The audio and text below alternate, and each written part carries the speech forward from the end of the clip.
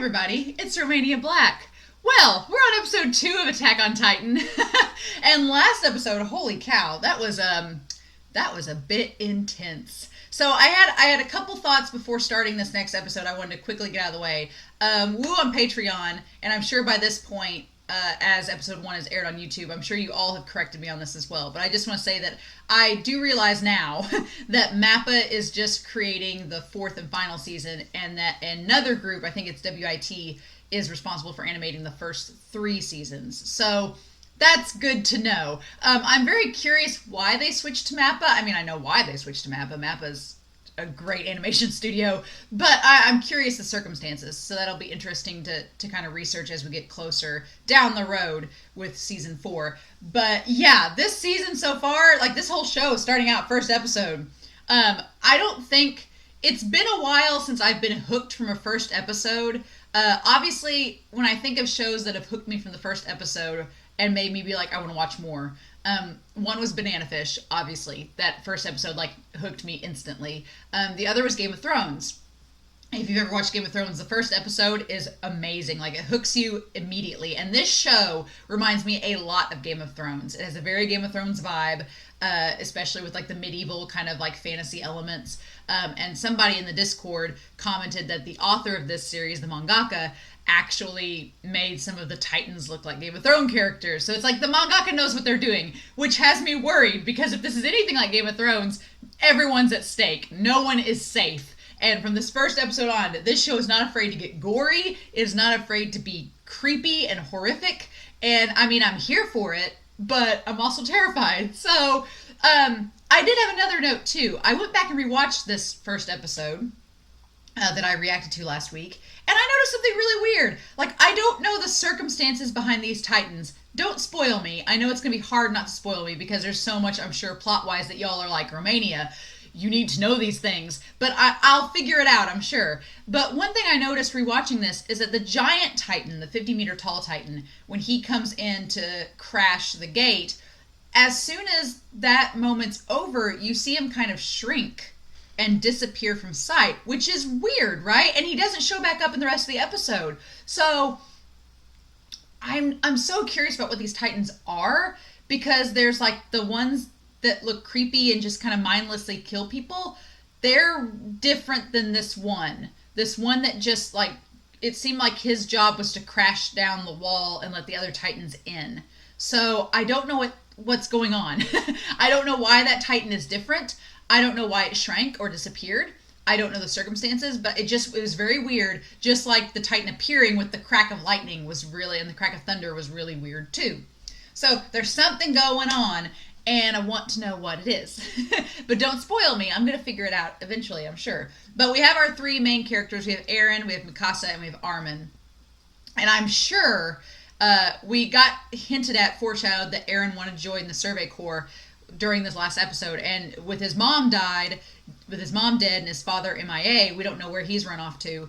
I'm sure he's going to, right? I'm sure he's going to join the Survey Corps at this point, because he's going to have this sense of vengeance to get back at the Titans. Mikasa is going to be interesting. I don't think she'll want to do it, but she'll follow Eren because it's established that she has this very sisterly relationship to him and she wants to protect him. And then Armin, I feel, is just going to get wrangled into this because he's the friend. But Armin does not seem like the kind of person that is going to do well in this. He's going to be the one that struggles. He reminds me a little bit of Zenitsu in Demon Slayer. He reminds me where he's going to be like the unlikely, like, I don't want to do this. And then he's going to end up getting involved in it. But yeah, this show, so intense from the get-go. Lots of questions, lots of mystery. The thing I've heard about this show is that it's just very, very, it just hooks you in, and the story gets deeper and deeper and does lots of twists and turns. That's the kind of story that I'm into. So plot-wise, I'm all excited. But the fall of Zig and Sheena, right? I'm like looking at the title here. Yeah, Zig and Sheena is the title of this episode. So, whoo buddy, this is going to be interesting. But anyway, I hope y'all enjoyed last week's reaction. I'm very excited about this show. I'm all about a medieval fantasy with a cool storyline and interesting characters. And so far, Eren is very interesting. You can relate kind of him to the most. But I do like Mikasa and Armin as well. And then Hans, I loved that part of Hans at the end where he hesitated, and it was like, okay, cool. That's setting up for his character as well. So, yeah. We still haven't seen Levi yet. I know Levi's a character in this because he has very weird face. He has very weird eyes and everything. I'm like, okay, what is up with you, Levi? I don't know anything about his character. I just know his name, and he has a very grumpy face. That's all I know about Levi. So we haven't met him yet. I'm assuming we will when we get to the Survey Corps this episode, hopefully. But yeah, we're going to find out what happens, y'all. So in any case, I hope y'all enjoy this reaction. Feel free to comment down below. Please, no spoilers. I know it's hard. But we're going to start this episode 2 of Attack on Titan. We are going to start that here. Let me get this all settled up. We are going to start that here in 5, 4, 3, 2, 1, and let's go.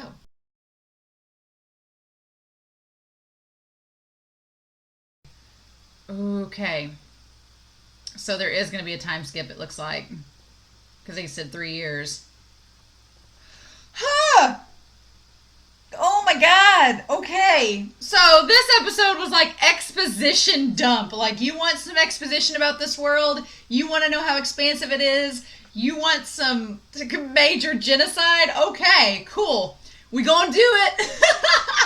Oh my gosh, the show gets interesting. More and more interesting. And there's more and more questions that pop up that I'm so curious to know what the reveals are going to be and what the answers are going to be to. So, okay, right from the get-go, we get this idea that there has been, for 100 years, these Titans just popped up out of nowhere. And so I'm so curious what is going on with that. So, and here's the thing, these Titans are all, the glooby ones, the ones that are like Play-Doh, they're all like of all shapes and sizes. And they're kind of mindless. They're like zombies, right? They're just like zombies. They're pretty mindless. They just walk around and eat people. And they don't really have any consciousness whatsoever, which is very interesting. So I'm curious about that in relation to the big Titan that we get here in a little bit. That's not quite as big as the 50-meter tall Titan. It's a different one. It's a different Titan. So we can talk about this. But, okay, so the 3 walls. I am a little curious how in the world they built these 3 giant walls when there were Titans walking all over the place. But you know what? For plot's sake, we're just going to forget it. It's not important. Just let that little plot hole thing fall away. Maybe they'll explain it later. But that whole time I was like, when did they have time to build these walls and Titans are just roaming all over the place? But you know what? I'm sure there's an explanation. It's fine. They'll probably tell us later. But we had the 3 walls, Maria, Rose, and Cena. And we've established that Wall Maria was like nixed for sure. But okay. So what's interesting to note is that Eren and Armin and Mikasa this whole time were in like these little tiny, this little circular fort that's kind of like a lure for the Titans.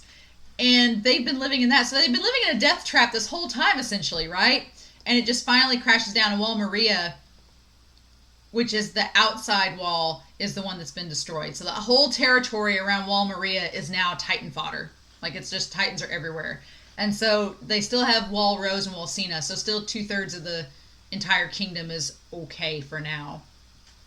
I didn't realize until this episode how expansive this kingdom is. Because when I heard 100 kilometers, I was like, oh, well, and it's like, well, no, if it's like 100 miles, that's pretty big. And then there's 150 more miles. So this is actually a very large kingdom. It's not just like a little held up place, because they just established in Wall Maria alone, they had 250,000 refugees that they just kicked to the curb to curb population control, which is terrifying. They just committed mass genocide. The government, they're like, just kick 250,000 people out and let them fend for themselves, and that's gonna keep us from having this starvation problem, because they established they didn't have enough food to feed everyone. And then making the refugees like work to harvest more food for them, like, that's so messed up, because they're their own people. They're not like from another kingdom or whatever. It's just they're their own people, but because they're not from inside a certain wall, they were forced to do all this labor. It's like, what the hell? Ugh. There's so much going on in this episode. There's so much. And I'm still just getting through the OP watching this over again. But Okay, so the government, the guys that were at the table inside the house, I'm assuming that they're within Walsina. They're in the deepest, utmost, and they established that the whole kingdom kind of goes upwards in the slope, like Gondor from Lord of the Rings. And I'm sure that they're in the innermost part of the city. Huh. And of course, they're like, what do we do? How do we know which kingdoms have fell? How do we know which different checkpoints have fallen and all this? And they clearly looked terrified that Wall Maria has fallen. And it's like, why? Why now after 100 years? Why now are we doing this? This is so weird. And yeah, these titans are just mindless. They're just little they just walk around aimlessly until they find people and then eat them. And I'm like, why? I'm going to be asking this question all like, why are they doing this? I'm assuming we're going to find out. But yeah, I love Hans telling him, like, you couldn't save your mom because you weren't strong enough, and I couldn't save her because I didn't have the courage. He's like, we're both at fault here. He's like, you're right. You have every right to blame me, but we're all in this together. And I feel so bad for Hans because, last episode we got Hans being like the drunk guy that you kind of were like, he's not taking things seriously. And in this episode, he's not only looking out for these three, but he tried to like keep the walls open as long as he could to save the people. He's like, no, we got to keep the walls open and let them get out. And then, which it ended up being in vain anyway, but it establishes Hans' character so much in this episode that he's not just a drunkard that doesn't care. He cares a lot. He just has gotten complacent with the status quo, and now he's having to deal with the guilt of he didn't train for this. He wasn't courageous enough to stop them, and he's not able to. And so I get the distinct impression because when they had the refugee camp, the other guys there, they had the roses on there. They were the wall guards too. And the people that guard with the roses just kind of have a different demeanor about them, I've noticed. And so they were kind of like, you should be grateful and all this. They don't have like the Survey Corps, like hardened battle, mentality. And Hans kind of starts to get that this episode. And that's really, really cool. So as they're walking away, we get Mikasa, and it's established that, yeah, she's been picked up by Eren, by the Jaeger family, because her parents have died. And we get like a brief glimpse of that, and I wanted to pause. And it looks like her mom's like there, and her head's like bleeding. And then the dad is too, and there's like blood everywhere, kind of like they were attacked. So I'm assuming that Titans killed her parents too in a different attack or a different raid. And she says it's happening again. So like she shut out these memories and they're just all coming back. But oh my gosh. Yeah. So Mikasa, girl, best girl. I love her because she's so right. Like she's like telling Eren, she's like, you have no right. When he gets mad at Armin, you know that he just has all this pent up frustration and everything. And she's like, you have no right to get mad at him because you weren't able to do anything. So she's like, how could you get mad at Armin? And I like that she's kind of the voice of reason in all of this. Also, the ships leaving, like, again, showing how expansive this world is. Like, they had their own, like, canal system and everything. It was very much the Titanic mentality of, like, when the Titanic was sinking, people were trying to, like, get on board the lifeboats, and there was only so many lifeboats. And just everybody in a panic. Like, it's so stress-causing. So, like Zaganshina, all around the wall, it says their purpose is to attract the Titans in Wall Maria. So it's like to get them to come that way, reducing the cost of manpower needed to defend the wall. So it's like where they were at was basically a trap, a lure. And that's terrifying in itself because it's like if you've lived there all your lives knowing that you're in a Titan trap, but you're like, everything's been fine, we're good. That's terrifying. So, yeah, everybody drew the Titans to him. They're going to shut the single gate, and then let everybody get out. And oh my gosh. So here's the thing. They have these cannons, and again, this is all going back to the complacency of the last 100 years that the Survey Corps has had. They've been fighting Titans all these years, but it looks like technology hasn't quite developed or changed that much because, they've got cannons, but they make a comment about their accuracy, and it's like, well, you think that you would try to create something to increase the accuracy, but I don't know if they just haven't had the time to develop or if it's just been, keeping the status quo, or if these guys just hadn't anticipated an attack like this. Very interesting. But yeah, them firing the cannons and trying to get the gate and everything. And then, yeah, when Armin sees Eren and Mikasa, they just look so dead. And his grandfather, Armin's grandfather's like, don't talk to them yet. Like, let them cool down. Something must have been really bad. And we established that Armin's parents died too. So orphans all around, right? Well, I mean, Eren's father's still alive for now, so it's like he's not quite an orphan yet. But oh my god. And yeah, so it's funny because when we had the cannon fire, at first I was like, oh, is that another Titan appearing? But it seemed like the cannon fire. But then we get this freaking Titan with hair, and I'm like, it looks much more human than the last Titan, like the last iconic Titan that we see on the cover and everything that is just the skeletal frame. We see him, but then we see this other Titan pop up, and he's clearly a different Titan. He's a different Titan because he has hair. Like, what the F? And he still has, like, the skeletal muscles and the framework, like he looks like the inside-out skeleton. Only it looks like he has more bone or something to him. And he's not as big as the 50-meter Titan. He's not as big as that one. But he's more beefy or bulky. And clearly has consciousness because he isn't just mindlessly walking to the gates without, a plan. His plan is to crash through the gate. So it's like, what the hell?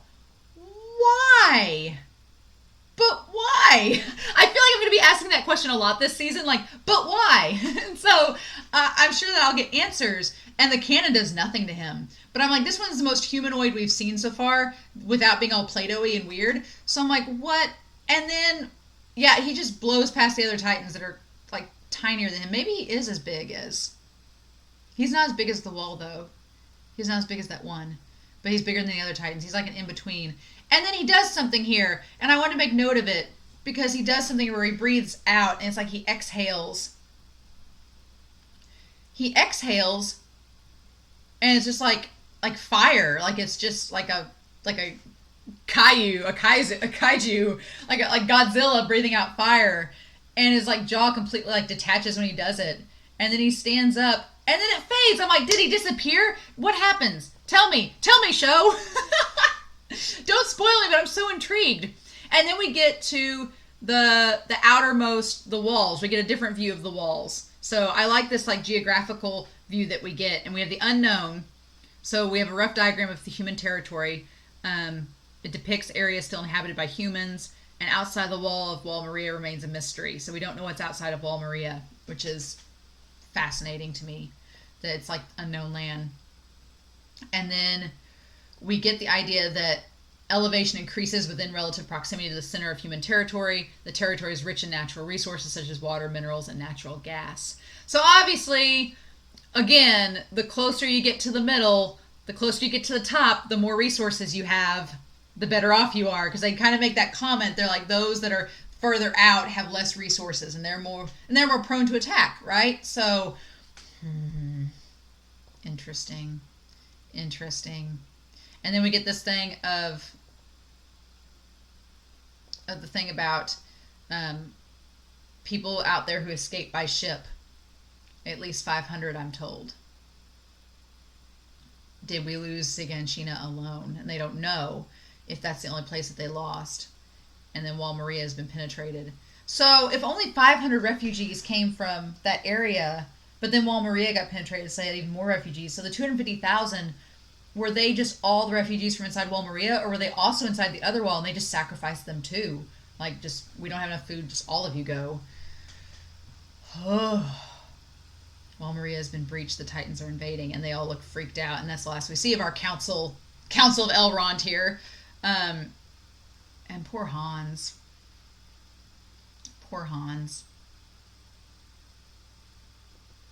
And Eren.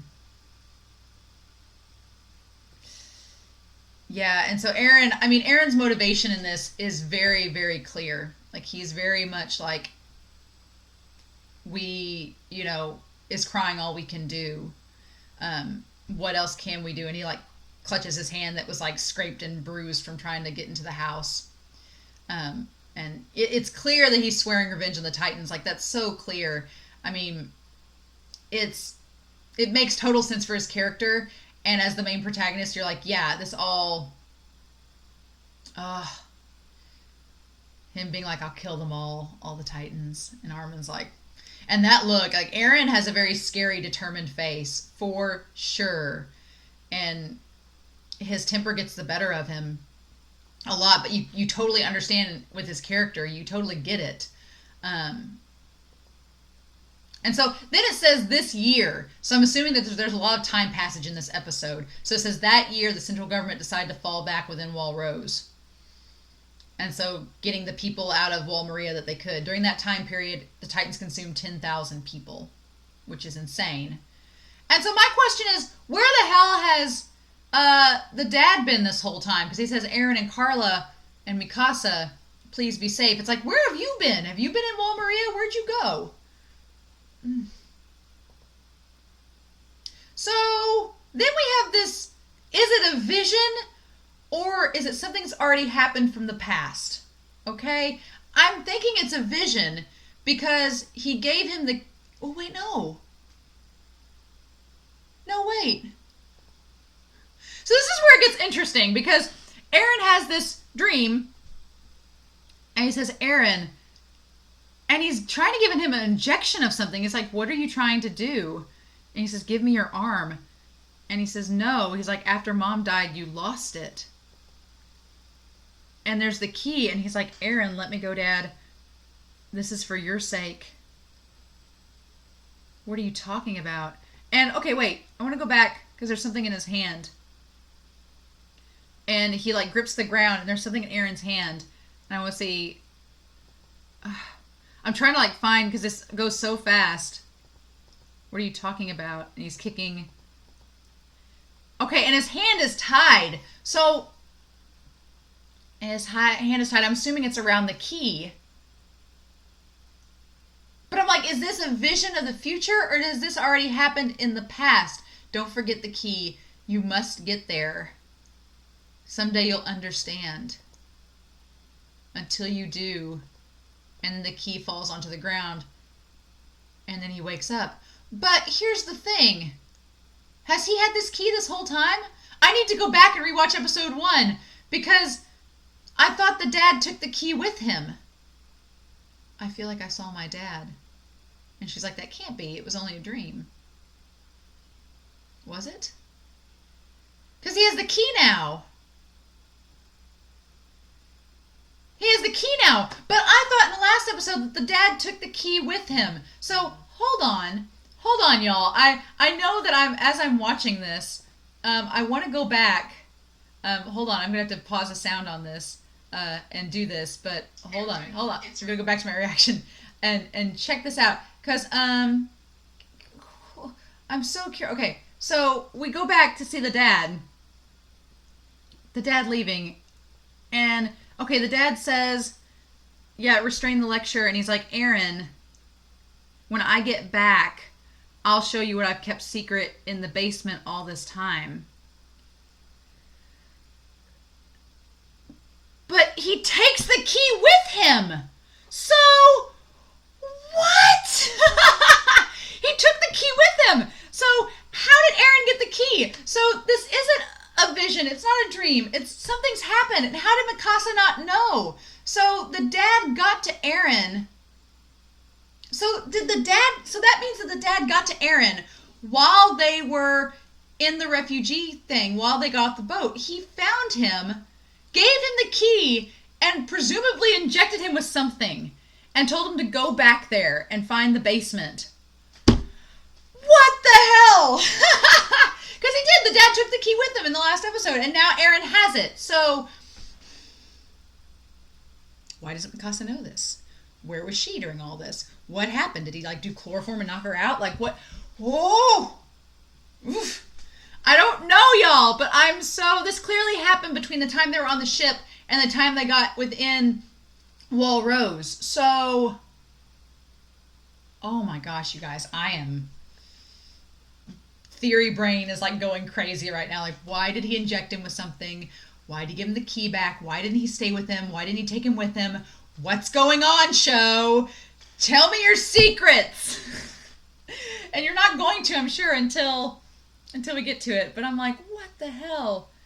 And then, yeah, more prejudice of there's more prejudice in the show of like people being segregated within whatever walls they are, and the people within Wall Rose Maria believing they're better than the people within Wall Rose believing they're better than those within Wall Maria. And I'm assuming we get to the central of the city, it's going to get even worse because they're the rich people, I'm sure, of all of this.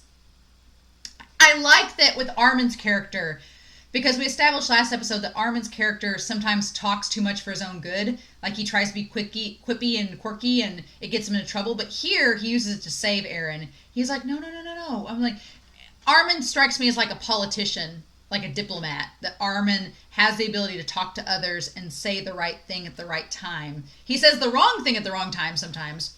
But he's kind of like, reminds me of a politician, where he's trying to be the diplomat and all this, whereas Eren's just like, let's mess stuff up, and Mikasa's like, let's cool down, and Armin's like, let's think this through. So, and that gives, I was wondering why Armin would decide to join the Survey Corps along with Eren and Mikasa. I mean, Mikasa makes sense because she's watching Eren. But when they sacrifice his grandfather and all these other people, it's like, holy crap. So, clearly a lot of time passes in this episode, not only at the end, but within this episode itself. Because we have the idea that they had to travel so far by boat, and then we have the idea that, and again, I love that Mikasa snaps Eren out of it, like, we're all weak in this, so don't even act like, you're better than all of us, just eat and survive. But we get this idea that time passes. Several days later, refugees were sent in droves to till the wastelands to bring in more food. So days passed then, and it still wasn't enough. So after that, the following year, the central government used many refugees in operation to recover Wall Maria. And that's when Armin's grandfather left. So I don't know how old these guys are at the start of this series, but at least during this episode, one whole year passes. Like and 250,000 people, 20% of the population, basically went out with only 100 surviving. Huh. Oh my God. So yeah, so at least a year passes over the course of this episode, and that's when Armin and them decide to join the Corps. And then at the end here, we get that we now begin the enlistment ceremony, and Keith Shadis, to train you bastards. Okay. So at the start of this, we have these characters all on the line, and I'm assuming we're gonna get. I don't see Levi still, so I'm like, where the hell is he? Okay, we don't see him yet. We see other characters though that I know I've seen from the OP, and then Armin and them. We have Armin, and then, yeah, this one woman, she's very pretty. Ooh. Are you going to help slay the Titans or what? And then we have Eren, who's a year older, and, like, that look, oh my gosh. Like, you can just tell that he is so hell-bent on fighting these Titans. So it says they're going to be in there for 3 years. So I'm very curious to know that if in the next episode we basically go through 3 years worth in the next episode and come out. Because in the ED we finally see Mikasa cuts her hair, and we have all the knives with blood on them, and then her knife is clean.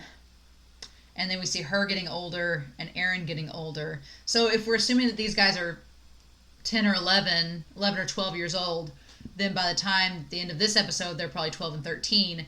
And then by the end of the train corps, they're going to be like 16 or 17 years old. Which is interesting that right off the bat we get this time skip. I mean, it makes sense because it'd be kind of unrealistic to follow 12-year-olds around that haven't trained. But I like that it shows her scarf coming off. And as her scarf unravels, she like cuts her hair and like chops it off, and that's as she gets older. That's really interesting, and shows her like just kind of battle hardened. And there's the birds flying away, and it shows her with the scarf, and the scarf is smaller now because she's older.